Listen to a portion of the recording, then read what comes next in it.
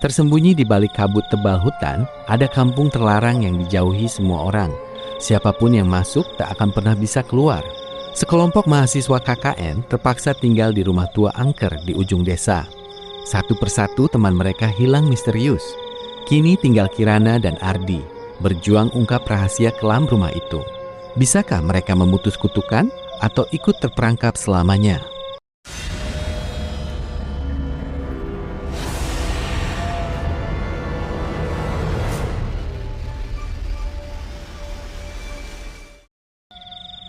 Sekelompok mahasiswa yang sedang menjalani kuliah kerja nyata berjalan tertatih di antara rimbunan pohon hutan yang lebat.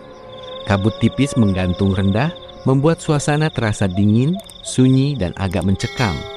Mereka baru saja tiba di sebuah kampung tua yang letaknya sangat tersembunyi, jauh dari jalan raya dan pemukiman manusia lainnya. Tak satu pun dari mereka tahu, kampung ini sudah lama dijauhi oleh seluruh warga dari desa-desa sekitar. Ada cerita turun-temurun yang beredar, siapapun yang masuk ke sini tak akan pernah bisa keluar lagi. Dan jika ada yang nekat memaksakan diri pergi, kematianlah yang akan segera menjemputnya. Di antara rombongan itu ada seorang gadis bernama Kirana. Ia sangat pendiam, lebih suka mengamati keadaan dari pinggir daripada berbicara banyak dengan teman-temannya. Sejak kakinya pertama kali menyentuh tanah kampung itu, hati Kirana berdebar kencang karena firasat buruk. Ada rasa dingin aneh yang menjalar di sekujur tubuhnya, seolah ada sepasang mata tak terlihat yang terus mengawasi setiap gerak-geriknya tanpa henti. Warga kampung menyambut mereka dengan sopan, namun wajah-wajah mereka terlihat kaku, pucat, dan kosong, tanpa ada senyum hangat yang tulus sama sekali. Ketika pembagian tempat tinggal dilakukan, para warga serentak menuju sebuah bangunan tua besar yang berdiri sendirian di ujung desa. Rumah itu bergaya kuno, kayu-kayunya sudah lapuk dimakan usia, cat dindingnya sudah pudar dan banyak yang mengelupas hingga terlihat kerangka kayunya. Hal yang paling aneh dan membuat bulu kuduk merinding adalah, begitu nama rumah itu disebutkan, semua warga langsung menundukkan kepala, dan tak ada satupun yang berani menatap ke arah bangunan itu. Bahkan hewan-hewan di sekitar desa pun seolah sangat takut, tak ada yang berani mendekat. Seolah ada tembok tak kasat mata yang memisahkan rumah itu dari lingkungan sekitarnya. Tanpa ada pilihan lain, mereka pun akhirnya ditempatkan tinggal di rumah tua tersebut. Malam pertama di rumah itu terasa sangat panjang dan mencekam. Suara angin yang berdesir di celah-celah jendela yang retak terdengar persis seperti bisikan orang yang sedang menangis pelan. Teman-teman Kirana sempat tertawa kecil dan mencoba menganggap semua itu hanya imajinasi semata akibat kelelahan perjalanan. Namun Kirana tahu betul ada sesuatu yang sangat salah di sini.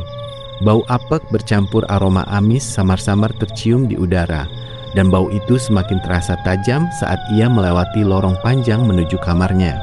Dalam hati ia terus bertanya-tanya, apa sebenarnya rahasia besar yang disimpan kampung ini? Mengapa rumah tua ini begitu ditakuti oleh semua orang? Dan mengapa rasanya mereka semua sudah terperangkap di sini tanpa sempat menyadarinya sedikit pun? Hari-hari berlalu dengan lambat, namun rasa asing dan ketakutan tak pernah hilang dari hati mereka. Malah semakin terasa menjadi-jadi. Hal-hal aneh mulai terjadi satu demi satu, perlahan namun pasti. Awalnya hanya barang-barang pribadi yang berpindah tempat sendiri saat tak ada orang yang menyentuhnya, atau suara langkah kaki berat yang terdengar berjalan di lorong kosong tepat saat tengah malam tiba. Namun seiring berjalannya waktu, keanehan itu berubah menjadi hal yang mengerikan dan menakutkan. Teman pertama yang hilang adalah Dimas. Ia pergi keluar rumah saat senja hari untuk mengambil air di sumur dekat pekarangan, dan tak pernah kembali lagi meski sudah ditunggu berjam-jam. Seluruh warga kampung ikut membantu mencari ke seluruh penjuru hutan dan desa, namun tak ditemukan jejak sedikit pun, seolah-olah Dimas lenyap begitu saja di telan bumi.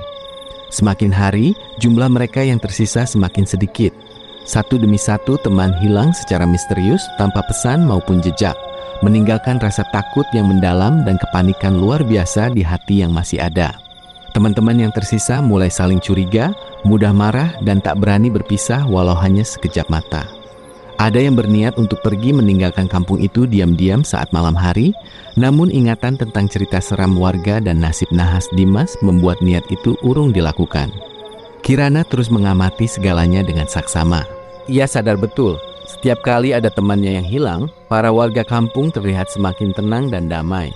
Seolah hal mengerikan itu adalah sesuatu yang memang seharusnya terjadi dan menjadi rutinitas biasa. Kini, yang tersisa hidup dan ada hanya Kirana dan seorang pemuda bernama Ardi. Malam itu, mereka duduk berdua di ruang tengah rumah tua yang dingin dan remang, saling mendekap tubuh masing-masing karena kedinginan dan rasa takut yang memuncak. Ardi bercerita dengan suara bergetar bahwa ia sempat melihat bayangan hitam besar berjalan perlahan di balik jendela rumah tua itu beberapa hari belakangan ini. Sosok itu tingginya luar biasa, berjalan sangat lambat, namun selalu ada dimanapun ia berpaling. Kirana pun menceritakan segala perasaannya sejak awal kedatangan, serta firasat buruknya yang semakin menjadi-jadi setiap harinya. Ia yakin sepenuhnya kunci dari semua kejadian mengerikan ini ada di dalam rumah tua itu sendiri. Kita tak bisa diam saja menunggu giliran kita datang dan hilang begitu saja, ucap Kirana pelan namun tegas. Matanya menatap tajam ke arah lorong gelap yang menuju ruangan tertutup di bagian belakang rumah. Ruangan yang sejak awal kedatangan selalu dikunci rapat dan tak ada satupun warga yang berani membukanya atau memberitahu isinya. Semua rahasia kampung ini, semua alasan kenapa kita dan warga lain tak boleh keluar, semuanya ada ini di rumah angker ini. Aku yakin ada hubungan erat antara rumah tua ini dengan kutukan yang mengikat seluruh jiwa warga kampung ini. Ardi mengangguk lemah. Meski ketakutan melumpuhkan nyalinya, ia pun sadar hanya dengan membongkar kebenaran, mereka mungkin masih punya kesempatan untuk selamat. Pagi buta, saat kabut tebal masih menyelimuti seluruh pelosok kampung hingga pandangan tak sampai sejauh 10 langkah, Kirana dan Ardi bergerak perlahan menuju ruangan tertutup di bagian belakang rumah. Kunci pintu kayu tua itu tak mereka temukan dimanapun setelah mencari berjam-jam. Namun dengan usaha keras dan sedikit paksa menggunakan alat seadanya, engsel pintu tua itu akhirnya menyerah dan terbuka perlahan. Suara deritan panjang dan keras memecah keheningan pagi yang sunyi, membuat keduanya serentak menahan napas karena takut didengar makhluk tak kasat mata. Di balik pintu itu terdapat ruangan yang sangat gelap, berdebu tebal menutupi seluruh permukaan benda, serta berisi tumpukan barang-barang kuno, buku-buku tua, dan foto-foto hitam putih yang sudah kusam dan rapuh dimakan waktu. Di dinding paling dalam ruangan itu tergantung sebuah lukisan besar berwarna kusam dan pudar. Lukisan itu menggambarkan seorang wanita tua dengan wajah yang sangat menyeramkan dan kejam. Matanya tajam menatap lurus ke depan seolah mengawasi dan menghakimi siapa saja yang berani masuk ke ruangan itu. Di bawah lukisan mengerikan itu ada sebuah meja kayu tua kokoh yang di atasnya tertumpuk sebuah buku harian besar bersampul kulit yang sudah sangat tua dan rapuh ujung-ujungnya. Kirana mengambil buku itu dengan tangan gemetar karena campuran rasa takut dan penasaran. Lalu mulai membaca tulisan tangan yang sulit dibaca karena tulisannya berbelit dan kertasnya sudah hampir tak terbaca. Dari catatan panjang yang tertulis di sana, mereka mulai mengerti segalanya dengan gamblang dan jelas. Bertahun-tahun lalu, kampung ini dipimpin oleh seorang dukun sakti yang sangat berkuasa namun memiliki hati yang jahat dan serakah. Ia membangun rumah tua itu khusus sebagai tempat menjalankan segala ritual gelapnya. Demi mendapatkan kekuatan abadi dan umur panjang, ia membuat perjanjian kelam dengan makhluk halus penjaga hutan, lalu mengutuk seluruh kampung ini dan semua orang yang tinggal di dalamnya. Isi kutukan itu sangat kejam. Tak ada satupun warga atau siapapun yang masuk ke sini boleh keluar menyeberangi batas hutan. Setiap orang yang berusaha pergi, nyawanya akan segera diambil. Dan setiap beberapa tahun sekali, kampung ini harus memberikan korban jiwa kepada makhluk penjaga agar kekuatan dukun tetap terjaga dan kutukan itu berjalan terus. Rumah tua itu adalah pusat dari segala sihir dan asal mula kutukan itu. Di sanalah letak ikatan janji kelam itu dibuat, dan di sanalah jiwa-jiwa korban diikat dan dijaga agar tak bisa pergi ke alam selanjutnya. Ternyata teman-teman mereka yang hilang tak pergi kemana-mana. Jiwa mereka sudah terperangkap dan menjadi bagian dari pengikat kutukan itu selamanya. Ardi bergidik ngeri hingga merinding seluruh tubuhnya saat membaca baris terakhir tulisan itu. Selama rumah ini masih berdiri dan rahasianya belum terbongkar, kutukan ini tak akan pernah putus. Siapapun yang datang akan terjebak selamanya. Kirana menutup buku itu dengan berat hati dan napas panjang. Kini ia yakin sepenuhnya, rumah angker ini adalah akar dari semua bencana. dan nasib hidup mati mereka bergantung pada apa yang bisa mereka lakukan selanjutnya. Suara gemuruh samar mulai terdengar dari bawah lantai papan ruangan itu. Semakin lama semakin keras dan berdentum, seolah ada sesuatu yang besar dan kuat bangun dari tidur panjangnya. Debu-debu tebal berterbangan ke udara karena getaran, dan suhu udara di ruangan itu menurun drastis hingga terasa menusuk tulang. Kirana dan Ardi saling berpandangan dengan wajah pucat pasi. Tahu betul bahwa keberadaan mereka di sana sudah diketahui oleh kekuatan jahat yang menguasai tempat itu. Di salah satu halaman akhir buku harian itu, tertulis secara sulit namun satu-satunya untuk memutus mata rantai kutukan tersebut, harus ada yang berani turun ke ruang paling bawah rumah ini, lalu menghancurkan sumber kekuatan sihir yang tersembunyi di sana.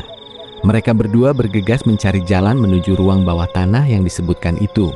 Di sudut ruangan belakang yang gelap dan berdebu, mereka menemukan sebuah pintu jebakan tertutup rapat di bawah tumpukan kayu tua dan sampah kering. Dengan sisa tenaga yang ada dan rasa takut yang ditekan, mereka berusaha keras membukanya. Tangga kayu yang sempit, berlumpur dan sangat gelap terlihat turun jauh ke bawah tanah, diiringi bau amis yang sangat menyengat hingga membuat mual. Bau campuran darah kering dan tanah basi yang sudah tertimbun berpuluh tahun. Tanpa berani berpikir panjang atau mundur lagi, mereka turun perlahan satu persatu anak tangga. Sementara suara bisikan-bisikan halus makin terdengar jelas di telinga, meminta mereka pergi atau tetap terperangkap selamanya di sana. Di dasar tangga yang lembab dan gelap gulita, ada sebuah ruangan kecil yang di tengahnya berdiri sebuah batu hitam besar yang kasar permukaannya. Batu itu berdenyut pelan berirama, memancarkan cahaya merah redup yang menakutkan. Di sekeliling batu itu, tampak bayangan-bayangan samar yang bergerak dan mengerang kesakitan. Itulah jiwa teman-teman mereka dan korban-korban sebelumnya yang terperangkap dan tersiksa selama bertahun-tahun. Ardi hampir saja kehilangan akal sehatnya melihat pemandangan mengerikan itu. Namun Kirana segera menahannya dengan kuat. Ia mengingat kembali tulisan di buku harian itu bahwa kekuatan jahat itu akan sangat melemah jika asal-usulnya dan rahasianya dibongkar dengan lantang oleh manusia yang berani. Kirana berteriak lantang dan tegas, mengumumkan semua rahasia yang ia ketahui, asal-usul kutukan, serta segala kejahatan yang pernah dilakukan pembuatnya berpuluh tahun lalu. Suaranya menggema memenuhi seluruh ruangan bawah tanah itu hingga berdenting. Cahaya merah dari batu hitam itu semakin meredup dan memudar, dan suara gemuruh kemarahan terdengar menggelegar hebat, seolah bumi akan terbelah.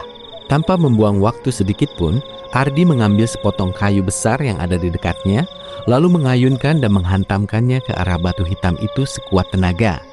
Satu hantaman, dua hantaman, hingga akhirnya batu itu pecah berkeping-keping disertai cahaya terang yang menyilaukan mata dan suara ledakan keras yang mengguncang seluruh bangunan rumah tua itu hingga bergetar hebat. Segalanya menjadi hening seketika.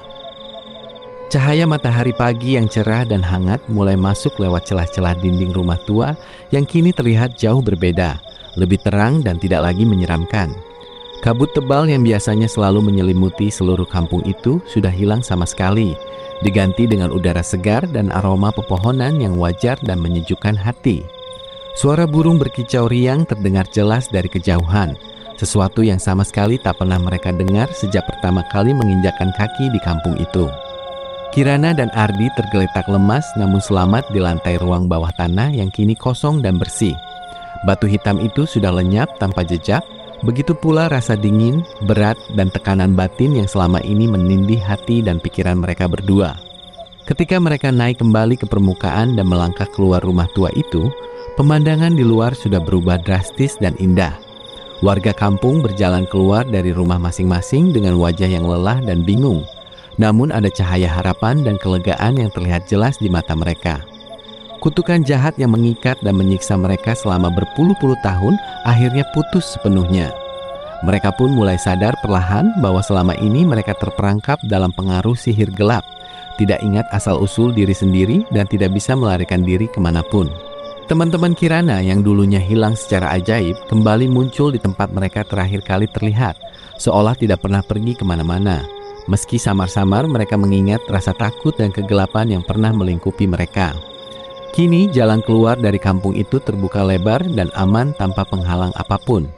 Kabar tentang apa yang terjadi dan kebebasan yang didapatkan menyebar ke desa-desa sekitar dengan cepat. Kampung yang dulunya sangat ditakuti dan dijauhi orang, perlahan mulai dikunjungi kembali dan hidup normal seperti desa lainnya. Rumah tua di ujung desa itu tetap berdiri kokoh sebagai saksi bisu dari peristiwa itu, namun tak lagi mengerikan atau ditakuti siapapun. Ia kini menjadi pengingat abadi bahwa rahasia kelam dan kekuatan jahat sebesar apapun pada akhirnya akan runtuh jika ada orang yang berani membongkar kebenaran dan menghadapinya dengan keberanian. Kirana dan Ardi menyelesaikan masa pengabdian mereka di kampung itu dengan perasaan lega sekaligus haru mendalam. Mereka pulang membawa pengalaman yang tak akan pernah terlupakan seumur hidup, sebuah kisah horor panjang yang berakhir indah dengan kebebasan bagi semua orang. Mereka sadar sepenuhnya, ketakutan terbesar manusia seringkali bukanlah makhluk halus atau kutukan mengerikan, melainkan ketidaktahuan dan keraguan untuk menghadapi kebenaran yang tersembunyi. Dan sejak hari itu, tak ada lagi cerita seram tentang kampung terlarang atau rumah angker yang mematikan, karena kebenaran yang terungkap telah membebaskan segalanya selamanya.